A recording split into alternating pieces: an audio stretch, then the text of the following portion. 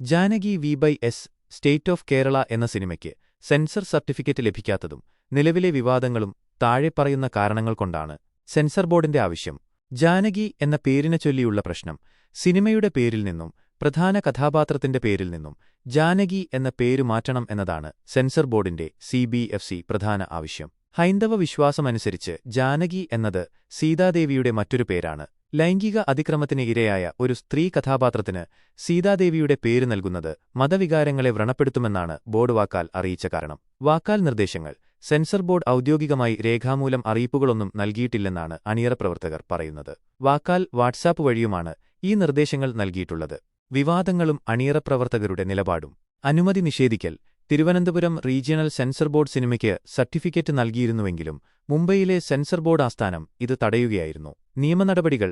Sensor certificate വൈകുന്നതിനെതിരെയും പേരുമാറ്റം എന്ന ആവശ്യത്തിനെതിരെയും സിനിമയുടെ നിർമ്മാതാക്കൾ ഹൈക്കോടതിയെ സമീപിച്ചിട്ടുണ്ട്. ഹൈക്കോടതി ഹർജി പരിഗണിക്കാനിരിക്കുകയാണ്. ജാനകി എന്ന പേരിന്റെ പ്രാധാന്യം. സിനിമയിലെ പ്രധാന കഥാപാത്രം ലൈംഗിക അതിക്രമത്തിനിരയായ ഒരു സ്ത്രീയും അവർ നിയമപോരാട്ടം നടത്തുന്നതുമാണ് കഥ.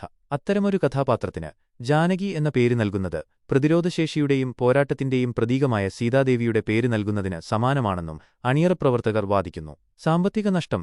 സിനിമയുടെ റിലീസ് ജൂൺ 27-ന് നിശ്ചയിച്ചിരുന്നതാണ്. അവസാന നിമിഷം സർട്ടിഫിക്കറ്റ് നിഷേധിക്കുന്നത് കോടിക്കണക്കിന് രൂപയുടെ പ്രൊമോഷൻ ചെലവഴിച്ച നിർമ്മാതാക്കൾക്ക് വലിയ സാമ്പത്തിക നഷ്ടമുണ്ടാക്കുമെന്നും അവർ ചൂണ്ടിക്കാട്ടുന്നു. മറ്റൊരു സിനിമയ്ക്കും സമാന അനുഭവം.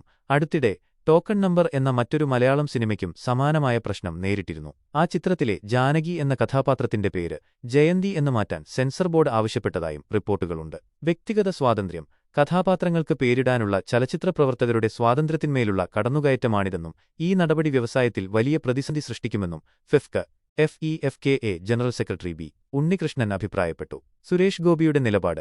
കേന്ദ്രമന്ത്രി സുരേഷ് ഗോപി പ്രധാന കഥാപാത്രത്തെ അവതരിപ്പിക്കുന്ന സിനിമയാണിത്. എന്നാൽ ഈ വിവാദത്തിൽ സുരേഷ് ഗോപി ഇതുവരെ പരസ്യമായി പ്രതികരിച്ചിട്ടില്ല. നിലവിൽ സെൻസർ ബോർഡ് ഒരു റിവ്യൂ കമ്മിറ്റി രൂപീകരിച്ച് സിനിമ വീണ്ടും കാണാനും അതിനുശേഷം അന്തിമ തീരുമാനമെടുക്കാനും സാധ്യതയുണ്ട്.